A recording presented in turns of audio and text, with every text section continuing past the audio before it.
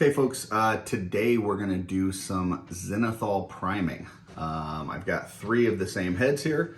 This is the Mama Mud Thump head from Wolf King Customs.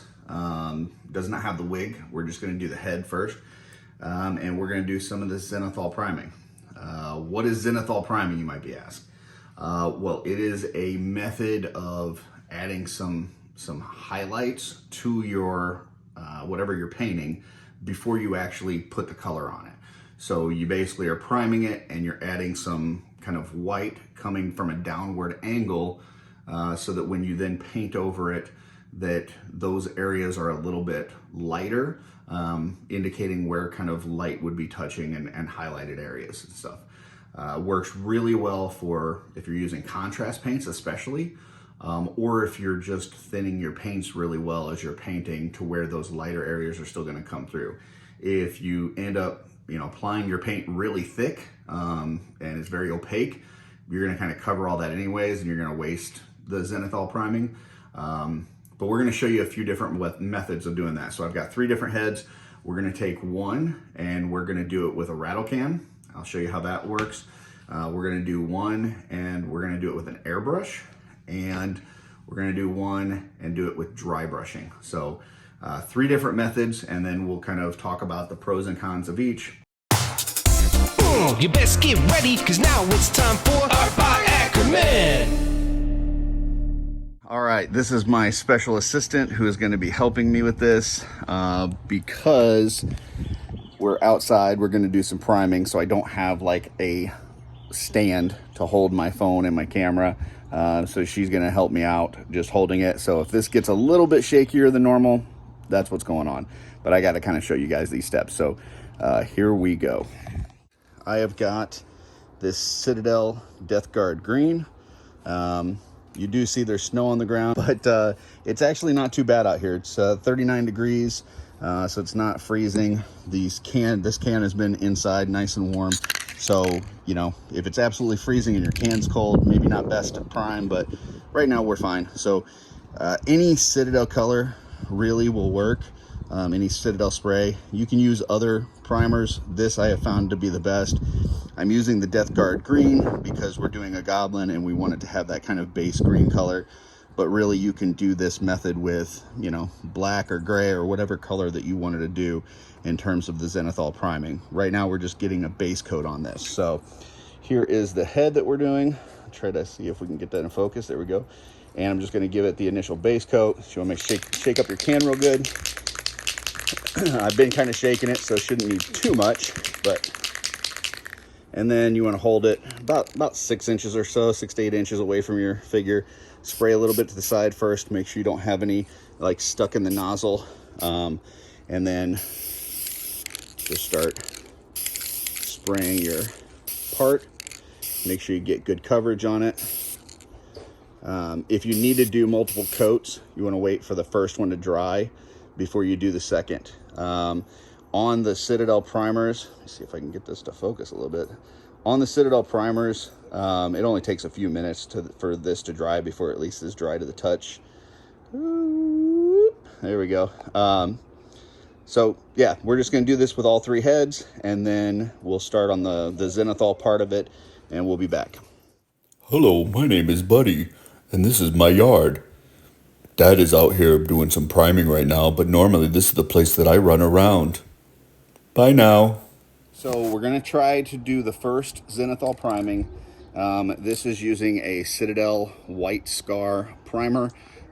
This is a rattle can. This is the one I'm most nervous about because I'm gonna have a lot less control than I will with an airbrush or with the dry brushing. And what I'm gonna do is I'm going to try to spray this very lightly in a downward angle. And what I'm trying to do is catch these raised details. So like the top of the eyebrow ridge, the nose, the lip, the top of the chin, the forehead, obviously, the top of the ears. So we're just doing it at a downward angle here. So we're gonna try to do this the best we can. I would say out of the 3 different methods, this is the one that I'm probably thinking is gonna be the most difficult, and probably the one you don't necessarily want to use, but it's also probably going to be the fastest. So here we go. shaking that up quite a bit, spray it off to the side. And now we're just kind of at a further distance. So I'm doing more like 10 inches here. I'm just gonna spray at a downward angle.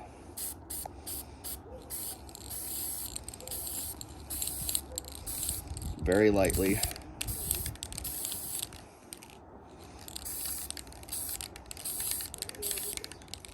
Okay.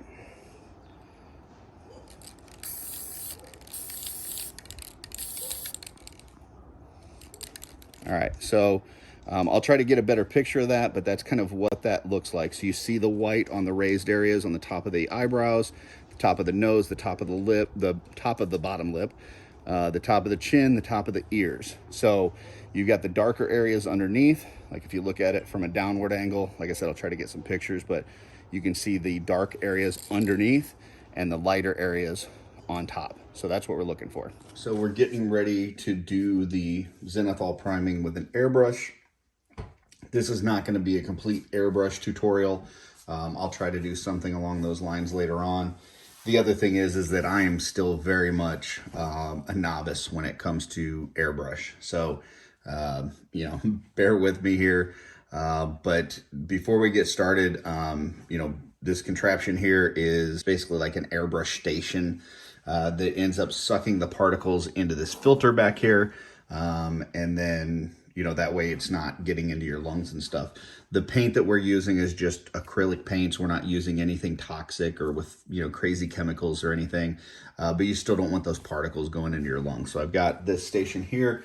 I'll turn it on when I go to get started, which will sound like this.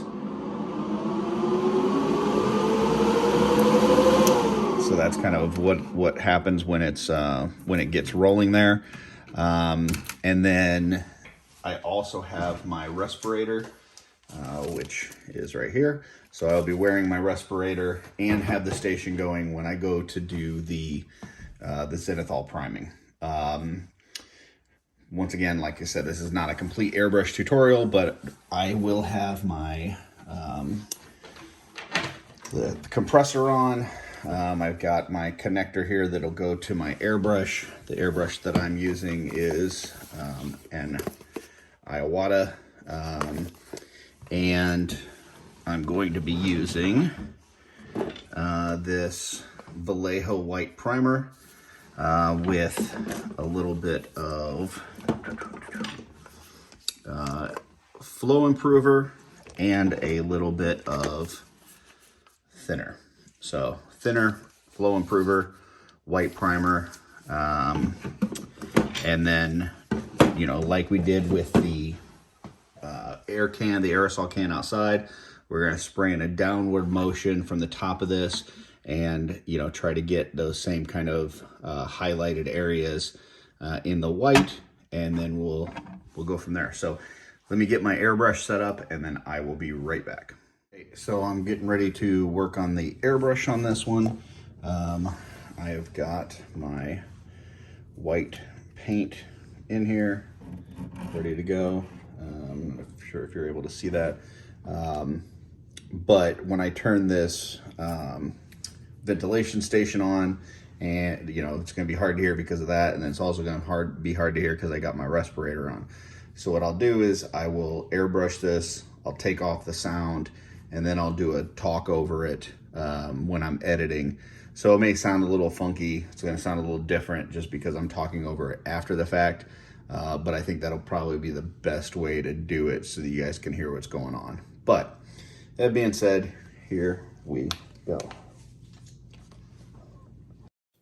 Okay, so in this part, I've, you know, flipped on my air compressor for the airbrush. I've turned on the station for the ventilation, and I'm getting ready to start spraying on this. I've got a paper towel here that I do some spraying on first, just to make sure that the flow is coming out the way that I want it to.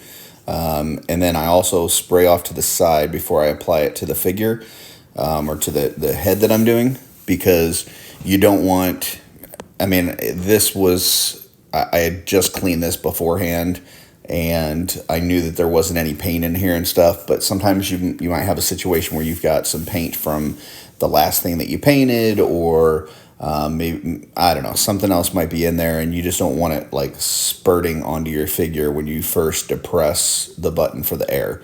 So, you know, typically I'll just shoot it over the side first and then start spraying it. So as I'm spraying this, you see I'm holding the head to where I'm spraying downward on top of the head, on top of the ears, you know, the front of the face.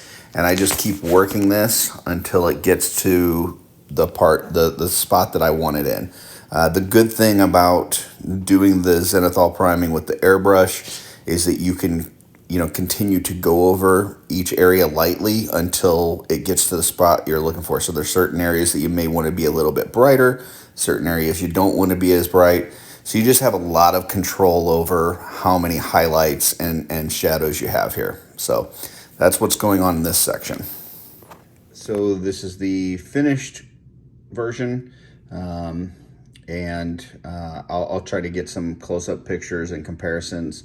I've still got one more due, which is the dry brushing one. And I know this really isn't an airbrush tutorial, but I just want to kind of real quick show, like, so, like the airbrush, you know, I just finished with this, the white, and I usually keep a little cup like this or something that I can dump that stuff into. A couple things that I keep handy. This is just a bottle for water. I usually use like spring water in this. I don't know. I don't know that it makes a difference, but I think sometimes just the purified water might have some particles that might affect your airbrush or something. And then I'll just like squirt some of that water in there, put my finger on the end, bubble that up by pulling this back, dump that out. And I'll just do that a few times, get most of that out, and then I'll run some water actually through the airbrush. And then, you know, it's not a bad idea to take your airbrush apart and, you know, clean it after each use. So another thing I keep on hand, this is just a little spritz bottle that I got that's got some, it's like 75% cleaner in here and 25% flow improver. And I'll just kind of spray that in there. And once again, kind of bubble that up a little bit. Dump it, do the same thing, and I'll spray it out, and then I'll rinse some water through here. And depending on how much airbrushing I did and what kind of paints I used, I may go ahead and just take it apart and, you know, clean it, but I don't necessarily do that each time. It just depends on how much I used it and how quickly I worked and how, you know, how good of a job I did of, you know, rinsing it out and stuff as I went. You don't want paint drying in your airbrush. It'll cause some problems for sure. So you just want to make sure that you're having good maintenance on there. But that's really a separate topic. I'm not going to go into super detail on here, but like I said, I'll just kind of spray this out in here. And then I'll run some water through there and do the same thing. And just make sure that it's nice and good and clean before I put it away. So just a little quick tip on there, but like I said, we'll do more on airbrushing later. And when you see me again, we'll be working on the dry brushing.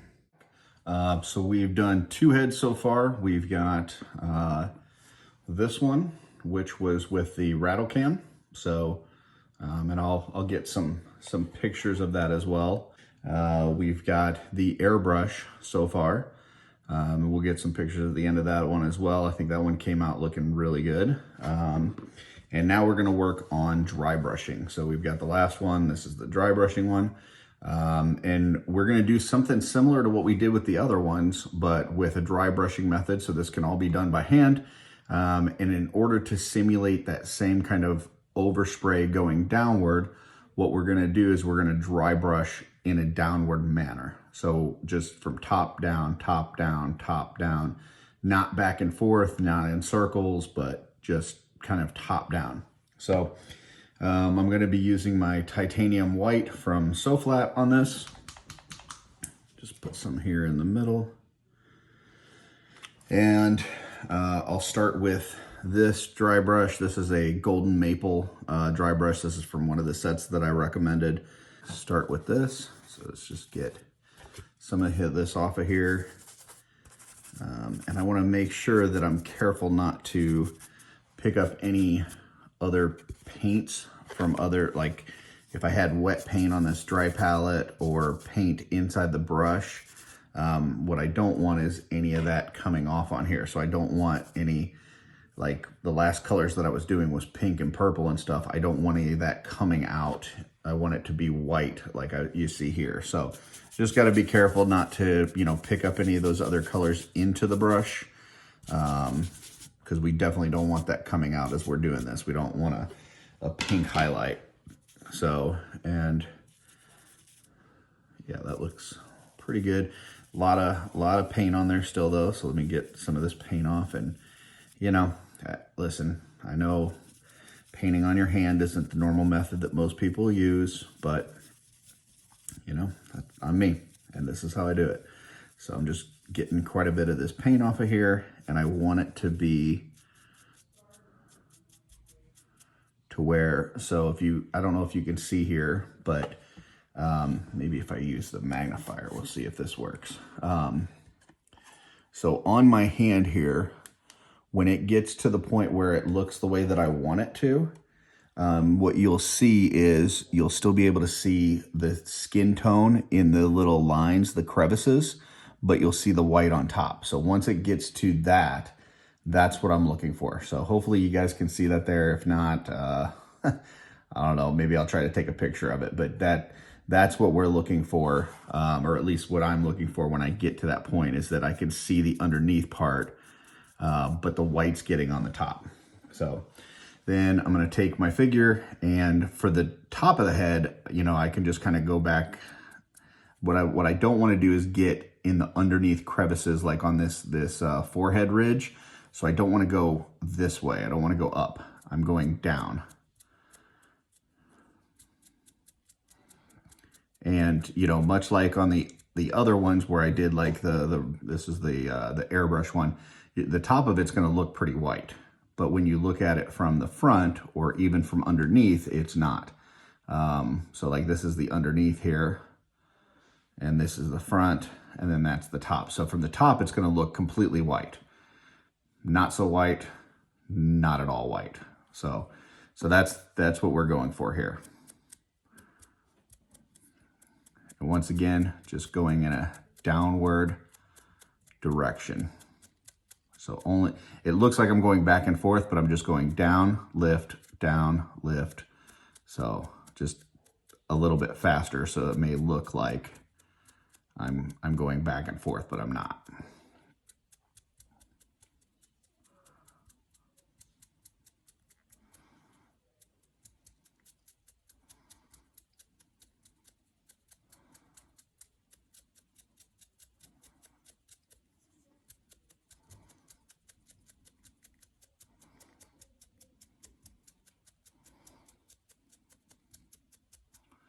And I will say that most often the dry brush version of Zenithal Priming is what I use most. Just because the airbrush, unless you're already using it for something else, there's just a lot to it with using it, cleaning it, all that kind of stuff. Whereas, you know, I can pick up a paintbrush and dry brush, no problem, pretty quickly. So,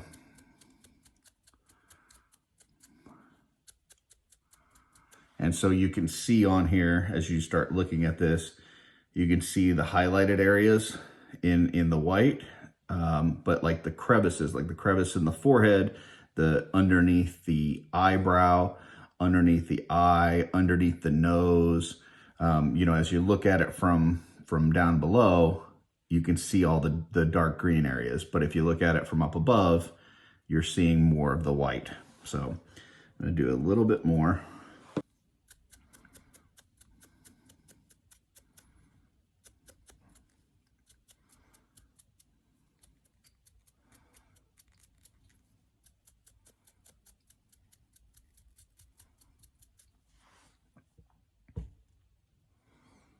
So I think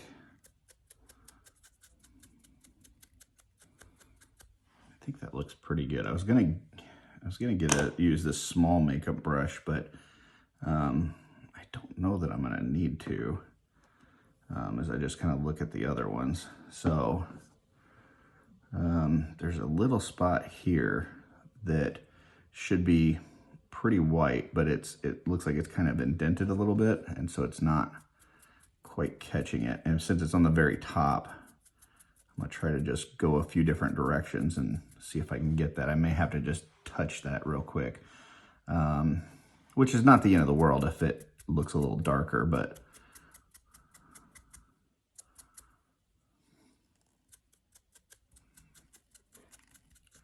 the good thing about the dry brushing version or the airbrushing version even is you just have a lot more control over where this stuff is, where the highlighted areas are, how much of the highlight you have, like how much white do you go. But I think I'm gonna call that. So that's done for this one. I'll get some pictures of all three of those so that I can pull those up on screen and we can take a look at them. I think this is actually gonna be better through video. Now this may be shaky because I'm holding the camera, but I just wanna show you kind of what I'm looking at. So first we've got, this is the can. So this is with only spray can primers. So I did the Death Guard green on it first, and then I went through and did the spray at a downward angle with that white scar. Not bad. You can definitely see the highlighted areas versus the shaded areas. There are some spots where it kind of speckles a little bit, you know, which is kind of to be expected from an air can, but it's not too bad. So, I mean, if you're just trying to get it done super quick, that definitely will work. So that is the air can. Then we have got airbrushing. So this is the airbrushing one, and definitely a lot smoother transition. You don't have like all the speckling. It looks very smooth. Still you can see the, you know, shaded areas versus the highlighted areas. Yeah, I think that looks pretty good. And then last we have the dry brushing one, and you know, you can see not quite as smooth as the airbrush. There's some color variation, like even in the white parts, there's some green mixing through, but not bad. And some of that might actually be good. Like once we apply the contrast on here, some of those areas where you've got some green showing through the white may make it look more natural. So just kind of, we'll have to see. We'll have to see once we put the contrast on it. But this is the dry brush version. So those are all three. I'm going to mount the phone back up so that I can work with the contrast, and then I'll be right back. Okay, we're back. Let me just get these in order. So can, air, dry brush. I've got my Militarum green. Shake that up a little bit. Put a couple ball bearings in there to help shake it up. And I'm gonna use this straight out of the bottle. You can thin it if you need to, you know, either with some water or some medium. Sometimes I'll use this Lamium medium from Citadel to thin it if I'm trying to keep, you know, the same. I'm trying to thin the paint, but at the same time, keep the adherence and everything like that. You know, a lot of times, most times I'll use water, but sometimes I'll use that medium, especially if like I'm blending or if I'm trying to make a glaze, that medium will work a little bit better. But for right now, we're just going to apply the contrast directly. So I'm going to start with the air can, and I am using a #1 tapered maple brush here. I'm just going to use the same brush for all three. Let me move my sticker out of the way. And like I said, I'm just going to apply this contrast directly to the head. So I'm just covering the whole thing. And contrast paint is is a lot thinner than your normal paints. It's almost like an ink, and you want to try to work with it fairly quickly. You want to try to apply it and then leave it alone, because if you keep messing with it as it's drying, you can actually kind of ruin what you're doing. You can kind of make it clump up or remove some of the areas that you've already done, kind of thing. So you just want to try to apply it on there and then let it dry. Okay, so I've put that first go around of the contrast on there. This is the air can one, and we'll let that sit and dry. We'll work on the next one. So now we've got, this is the air. So this is the one we did with the airbrush. And let's get a little bit more of this stuff.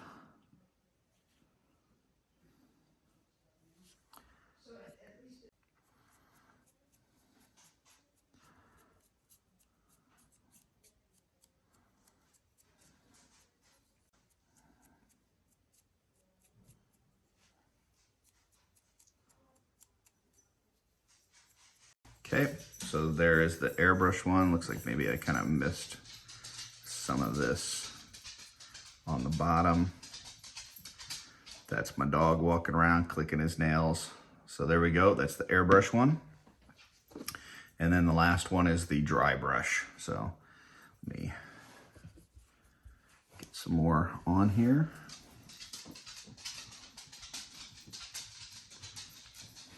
All right. And here we go. Buddy, can you lay down, please? Lay down. There you go. Thank you. He doesn't appreciate that this stuff is time sensitive.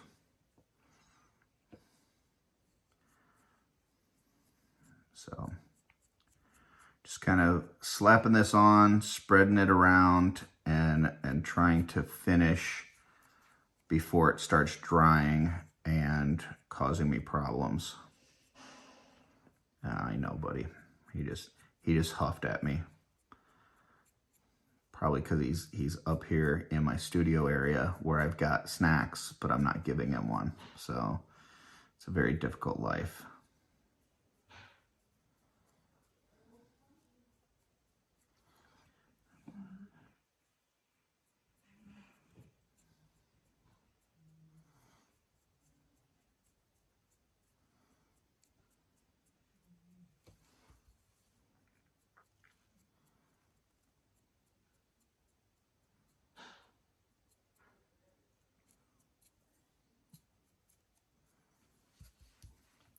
I think I might have put a little bit too much contrast on there, so I'm trying to get it to where it's not pooling up too much.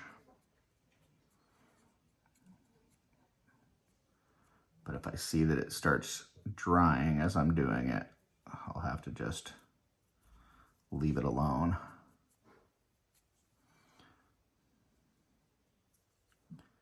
Just kind of stipple it a little bit.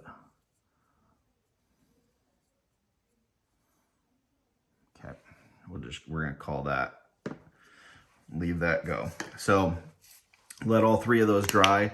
We'll take a look. We may apply another bit of that contrast, maybe in certain spots, maybe over the whole thing, just depends on how it looks. But hopefully, you know, as that dries, you'll be able to kind of see where the highlighted areas are, where light would be hitting, and the darker areas where light wouldn't be hitting. So we'll be back in just a few minutes and we'll take a look and see what we got. Okay, we're back. I ended up applying a second layer of the contrast paint. Once again, Militarum green on there, just to make sure I had really good coverage. One thing I failed to mention on this, it's the next day, by the way. They've dried overnight. One thing I failed to mention yesterday, though, when I was working on this, is when you're using contrast paints, because they're so thin, because they're almost like an ink. Anytime where there's like very detailed surfaces, hold on, let me get my other light on here. When there's detailed surfaces, it's going to fill in those crevices and look pretty good. Anytime where there's flat surfaces, like you see on the top of this head, you have a tendency to get like some splotchiness or some streaks or whatever. A lot of times what I will do is once I've used it, I will do a dry brush over it just to kind of smooth out some of that splotchiness and streaks and things like that. But one thing that you can see as we kind of look at these, you can see, you know, the top of the eyebrows, the nose. Like if you look from up above, you will see it's a very lighter color than if you look from down below. So if you look from down below, very dark, look from above, light. So I've got all three of these. So this is the rattle can one. We've got the airbrushing one. And then we've got the dry brushing one, right? So what I'm gonna do just to kind of finish these off, because I don't wanna leave you guys with just this like streaky, splotchy contrast on here. So what I'm gonna do, I'm actually just gonna go ahead and finish these heads real quick with some dry brushing, and then I'll do the eyes and be done with this. I guess there's a couple teeth on here too. So eyes, teeth, dry brushing. I'm not gonna show all of this, but I'll show you the dry brushing, and then I'll kind of work in those details, show you that. And then this sculpt actually has a wig that goes with it. And I'm going to do that in a separate video because I want to try some things as far as getting like a dirty blonde look for that wig, as well as there's another figure that I want to work on that. So yeah, let me start the dry brushing on here. So what I'm going to use is this Soflat Olive. Now, comparing that to, this is the color that I normally would use for goblins. And this one uses, it's Citadel colors, Elysian, I think it's like Elysian green. I use 2 parts that and 1 part Orruk green. So this is like my normal goblin color, and this is this Soflat that I just got recently. And I'll just kind of put a little bit of both of those on the palette here, because I want to try this Soflat Olive and see how good it comes out as a goblin color.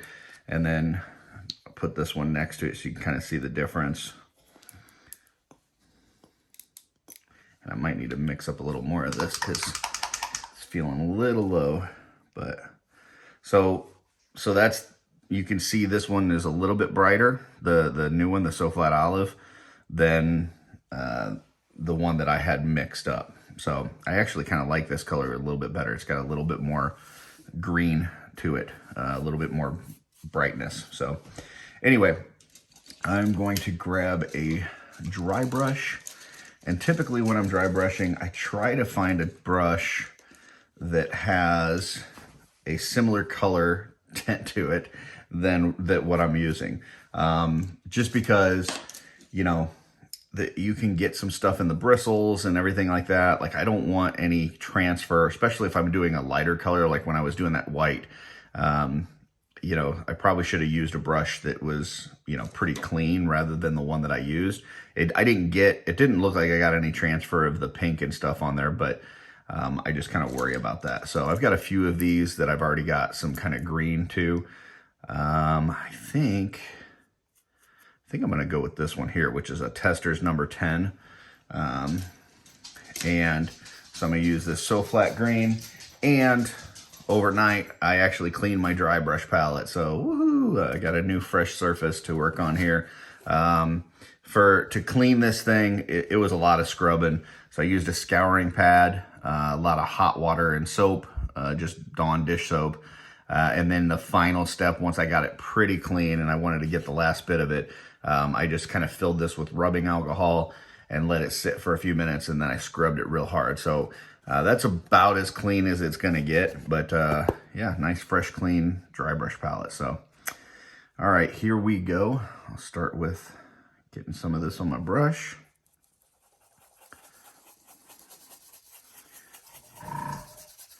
Oh, that's my airbrush from earlier. Let me turn that compressor off. Must have left that on overnight. All right. Now, as I'm kind of applying this to the palette, it is pretty green.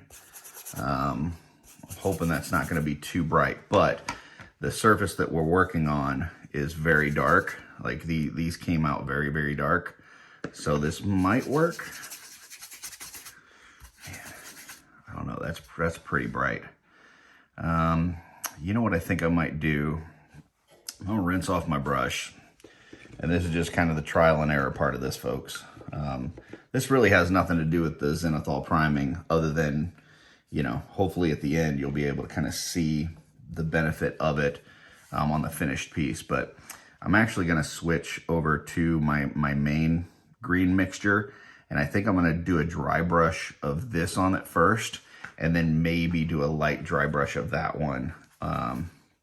You can see this color is a little bit more muted, and I think that's going to look more natural with what we've got here so far. So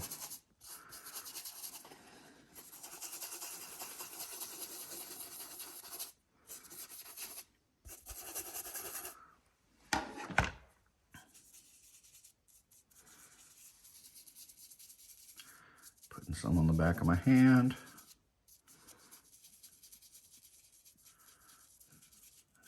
Still feels, the benefit for me of doing it on my hand is I can feel how wet the paintbrush is, how much, you know, medium is still in it. And then also then I can see when it gets to the point where it actually is dry brushing the way I want it to.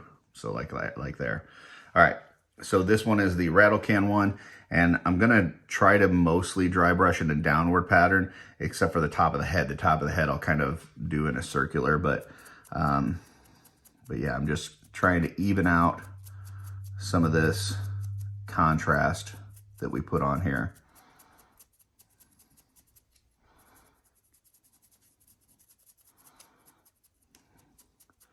And just make this look a little bit more natural.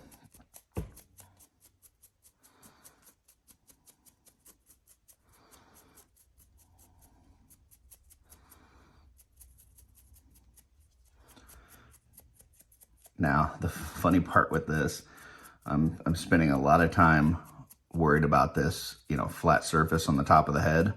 And then next time that we work on this, we're going to be doing a wig that's going to cover all of that. So, but, you know, when I'm working on whether it's a custom head or an entire custom figure, I don't just focus on the parts that are going to be seen on an everyday basis. I want the whole thing to be a completed, you know, thing or piece or whatever, so that it looks good no matter. You know, if somebody wanted to display it without the wig, you know, it'll still look good. You know, I don't want to just be like, oh, well, that part's not going to be seen, so I don't need to paint it. Like, there's a lot of times where, like, I'll paint details on armor that I know that's going to be covered up with a cloak and stuff like that. So, all right, that is actually looking pretty nice. I like that. So this is not my normal method of doing a goblin. Normally what I would do is I would do kind of a base color green. I would then, you know, color certain areas like darker, and then I would color like with a detail brush, like the areas of the cheekbones and the eyebrows and stuff. And I would do that, you know, with a lighter green and just have some transitions and stuff. But this contrast with a dry brush over it with the Zenithal priming actually is looking pretty good. I like how that's coming across. So, some more of that green.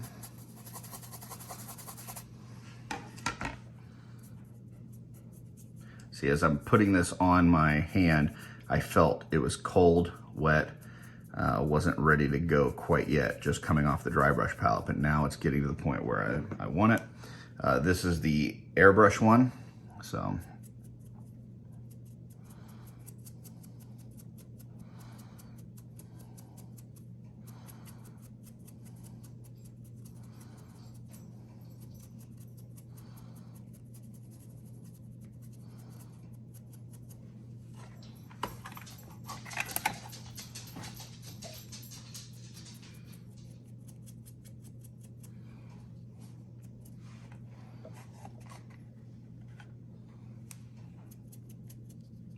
Still getting used to positioning this to where you can see what I'm doing, but also I can see what I'm doing. So that's you know, I'm sure at some point it'll be like second nature, but right now it's still kind of a struggle.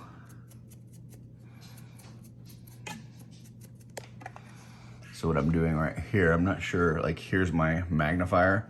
So I've got it just off camera and I've got it like turned sideways. Normally I would have it like this and I'd be looking down on the figure, but instead I've got it like sideways, and I'm trying to hold this to where you guys can see it, but at the same time make it to where I'm able to see what I'm doing. I think this might actually be the way to do it here. This is looking pretty good. As far as just me being able to see the figure, I'm not commenting on how the figure's coming out, but I am pretty happy with that as well. So, all right, there's that one. And it looks like I'm running a little low on that green, so I'm probably gonna have to hit the paint store and do a little bit more of this this mixture. Once again, that's 2 parts Elysian green and 1 part Orruk green to make this color, which, you know, I have found that, you know, with my mixtures and with, especially if you use a certain, you know, depending on what base coat you use underneath of it, this looks really close to kind of the standard Goblin colors that they use in Mythic Legions. So sometimes, depending on, you know, which Goblin you're going to have, some variety. Some are going to be a little bit brighter, darker, whatever.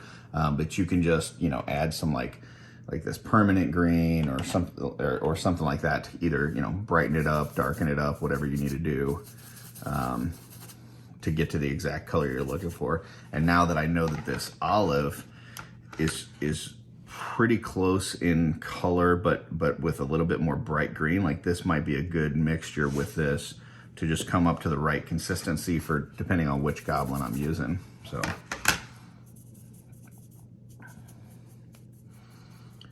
that's feeling pretty good. And as yeah. Okay. So this is the last one, which was the one that I dry brushed the Zenithal Priming. So get my magnifier and light back down here.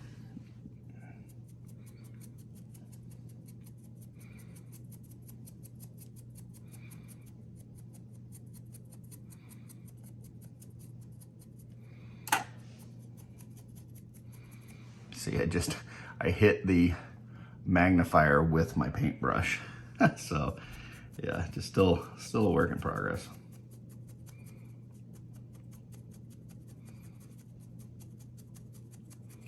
Now, had I not done the Zenithal priming, you know, I could still achieve this look. You know, it would probably take more layers of like this dry brushing like I'm doing at a downward angle to get it. But because I started with that white there, it makes this a lot easier to kind of pop quickly. Because I'm not trying to cover a really dark color with a really light color. I'm covering a really light color with another light color. So just FYI. And I think I'm gonna try to get a smaller dry brush because there's some sculptural details like on that upper lip that I wanna just lightly catch, and this bigger brush is not kind of catching that area. So I think yesterday I talked about kind of using a smaller brush in a certain area when I was doing the Zenithal priming, but I didn't actually get to it. Now I will. This is just an elf makeup brush. It's a really tiny one. And I'm gonna use that to kind of get that upper lip area. So let me get some of that green on there.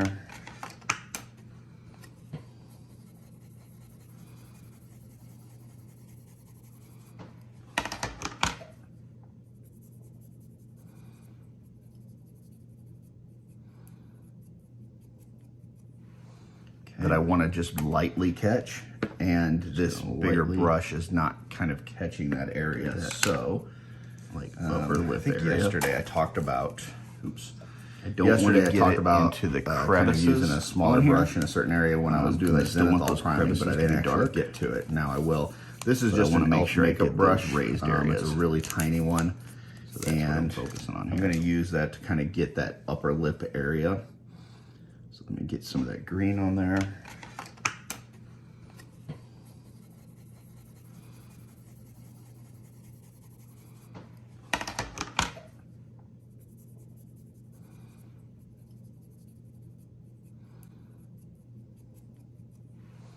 Okay. Just going to lightly get that like upper lip area. I don't want to get it into the crevices on here because I still want those crevices to be dark, but I want to make sure I get those raised areas. So that's what I'm focusing on here. Same thing in the ears. Just got to make sure I get that. Okay. And then I'll go back through on these, same thing.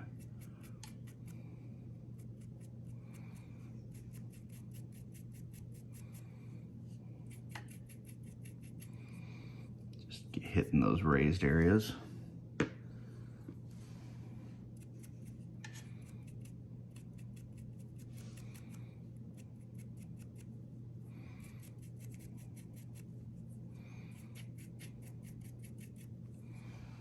Okay. And now I'm going to go to this Soflat green color. And when you're doing multiple layers of dry brushing, like you're trying to create multiple colors, an example would be if you're doing like animals that occur in nature. So like, let's say you're painting a wolf. And if you like look at reference pictures of a wolf, you'll look at it and go, oh, wow, there's some white, there's some brown, there's some black, there's some yellow, you know, there's a bunch of different colors in there. So what you don't want to do is, let's say dry brush one color and then dry brush another color on top of it the exact same way, because you're just going to cover up what you just did. So you're dry brushing in layers, which means the first dry brush layer you apply is going to be a little bit heavier. Like you're going to do more with maybe some more paint on the brush.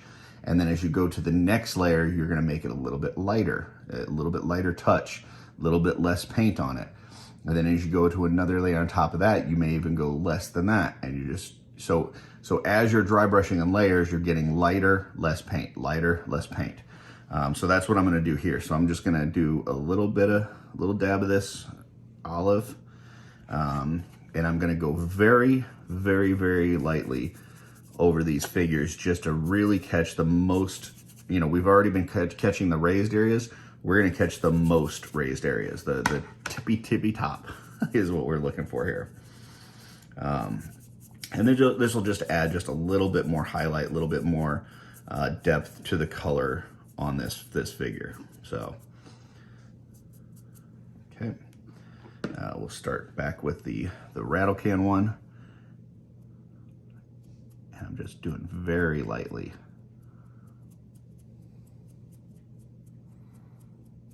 Still kind of a downward angle, except for the very top of the head. But the rest of it just kind of downward lift is what I'm doing here. Okay. So not nearly as aggressive as the first layer dry brushing, and not nearly as much paint as the first layer dry brushing. All right, get a little bit more on there.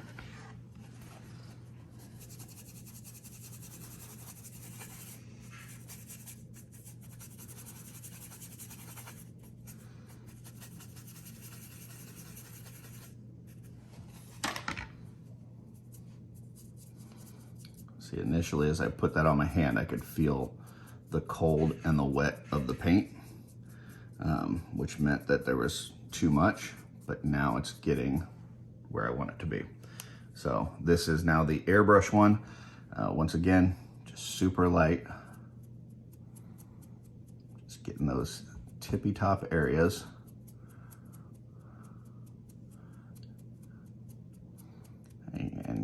And getting, you know, a little bit different color to it.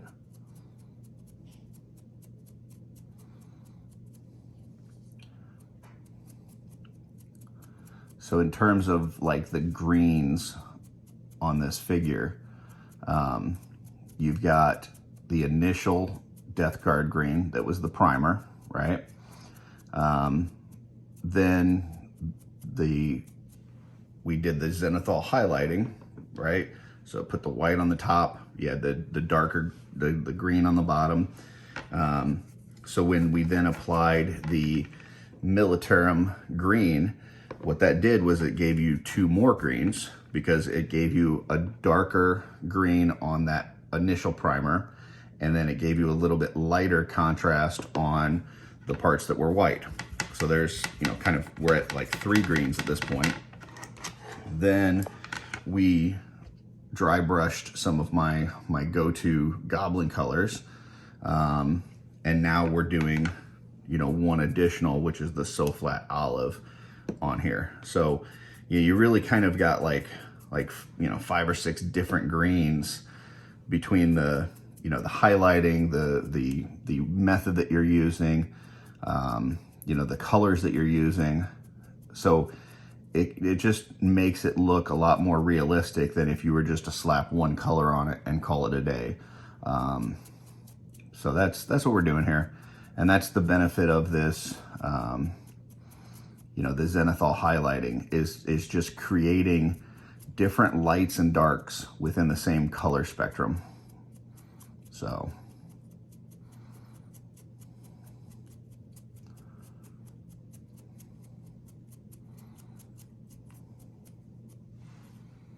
all right, so I think we're gonna call that done for the skin tone.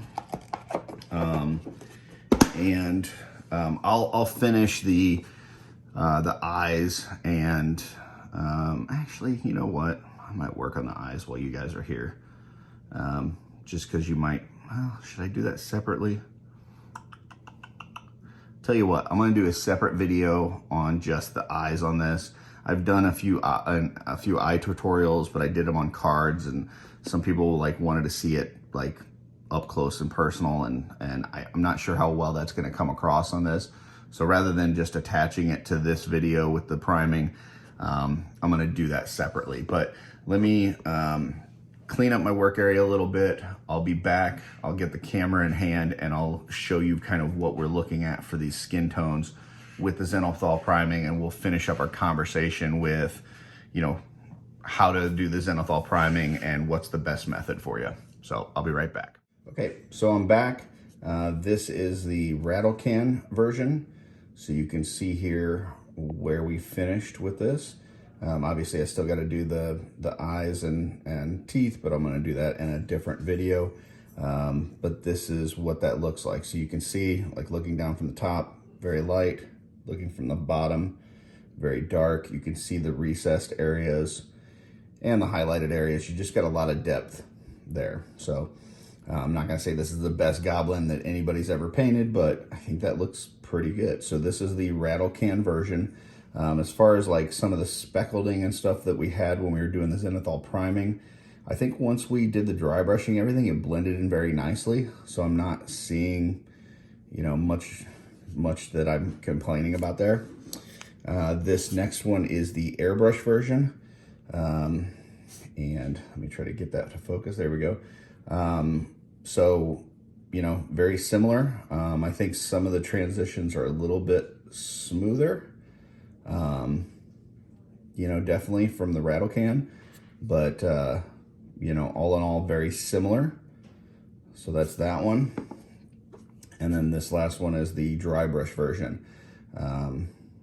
And, you know, once again, very similar to the first two. So not much overall difference at the end of the day. But keep in mind, you know, I also did, you know, 2 layers of contrast on top of the Zenithal priming plus 2 layers of dry brushing. So it wasn't, you know, we've covered up that priming quite a bit, but it still helped us to get to the finished product that we were looking for. So, so those are the 3 different ones. And let me set up back to my normal camera setup, and then I will be right back for final thoughts. Okay, so final thoughts on this. I definitely love Zenithal Priming. I think that it helps quite a bit in terms of just getting that difference in light and dark in the different areas, and really brings out the depth in the whatever you're painting. In terms of which one should I use, I'm gonna go over some pros and cons to each. So the first one is rattle can. Rattle can is gonna be the quickest. So you can just basically, spray the initial coat on there, whether it's black, gray, in this case Death Guard green, do the white from above. It's gonna be the fastest. Downside is you may get a little speckling, and it's not cheap. I mean, one of those cans of Citadel primer is gonna cost you anywhere from, $16 to $24, depending on where you get it and what time of year, and, whether it's been running low on stock. Like, they seem to vary their prices. And the other thing is that you've got some weather concerns. If it's too humid or if it's too cold, sometimes it's not best weather to do some aerosol, priming. So there's definitely some downsides to it, but if you're looking for the quickest possible way to get a Zenithal priming, that's definitely gonna be the quickest. Airbrush. Obviously there's a lot to buy to get started with an airbrush, but once you have an airbrush and you're going, the cost of doing Zenithal priming in an airbrush is super minimal. I mean, you're using very little bit of paint in order to spray downward on this. You can get a bottle of that Vallejo primer for pretty cheap, and it's gonna last you a whole long time. So you have a lot of control over it. So the other benefit is, like, you can decide which areas you want to have more of the white, which areas you want to have less of the white. You can just get a much smoother transition. It's going to be the overall probably best quality is doing it with an airbrush. Downside, you got to clean up an airbrush, which, isn't the end of the world if you're in the practice like myself of, cleaning it up after every color that you use anyways. Like if I'm using, let's say, multiple colors in an airbrush that I'm painting a day, after each one that I use, I do a quick clean and then move on to the next one. Then I do a quick clean and move on to the next one. You never want to just let paint sit in your airbrush and dry. If you do, that's going to make the cleaning process a lot more difficult. But,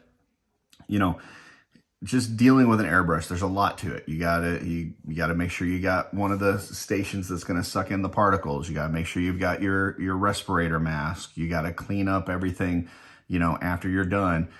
You got to make sure that you're mixing the right ratios of paint to thinner. So there's a lot to it, but you get good quality, and overall, once you've purchased the supplies, the actual paint itself is not going to cost you too much. So there's that one. And then the last one is dry brushing. And dry brushing is going to be more time. It's going to be a little bit more tedious. You do have a lot of control in terms of where you dry brush, how much you dry brush in certain areas. You can go light, you can go heavy, you can hit certain areas more than others. So you definitely have a lot more control than, say, a rattle can. Not quite as much as maybe the airbrush. But if you don't feel like spending all the money on an airbrush, or you don't want to be hassled with cleaning an airbrush and doing all that stuff and dealing with the respirator and all that, dry brushing will definitely work. So, you can do all of this with a regular paintbrush if you want to. For me, it just depends on the project I'm working on, what other things I'm doing, on whether I'm going to use. Typically, it's going to be either airbrush or dry brushing. I don't use the rattle can method too much, although I do have one figure that I did the rattle can that I'll bring over and show you real quick. Actually, you know what? I'll just pull up a couple pictures because I've got some pictures of it. And it's the Cobra Khan figure that I finished this year. A lot of folks, when I showed them this, they said, oh, so you were using your airbrush again, which is kind of a running joke because I used to say that airbrush was the devil.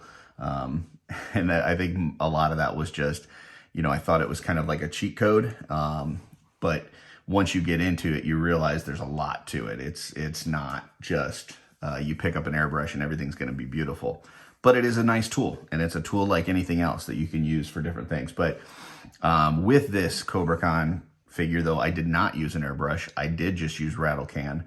I did black on most of the parts, and then I did a Zenithal type priming with the Death Guard green. So I came downward from it with the Death Guard green and then painted my layers from there. Didn't use a lot of contrast paints, but I did paint with thin layers so that you still had the lights and darks. And there was some good transitions and stuff. So a lot of folks thought I did that with an airbrush, but I did not. I did do multiple priming steps, Zenithal-like, because I didn't use white, but I did do a darker underneath and a lighter on top with a rattle can. So just depends on what you're doing and which one you want to use. I think all three methods will work. So, you know, pick one that you like.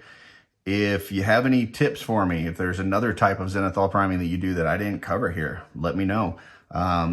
If you have tips on the contrast paints, because I'm still very much a novice when it comes to the contrast paints in terms of how to not get the speckling and stripe, the brush strokes and stuff, let me know, because that stuff can be difficult. But you know, usually what I do is after I do the contrast, I'll just do the dry brush on top of it, and you get a really nice natural tone. So that's everything that I have for Zenithal priming. For those wondering on the picture, yes, that was just me on the thumbnail with flour dumped on my head, which Darla really loved because I got flour all over the kitchen floor. So, but I thought it would make a fun little thumbnail. So hope you enjoyed this. If you have any questions, throw them in there. And until next time, keep creating, folks. Thanks.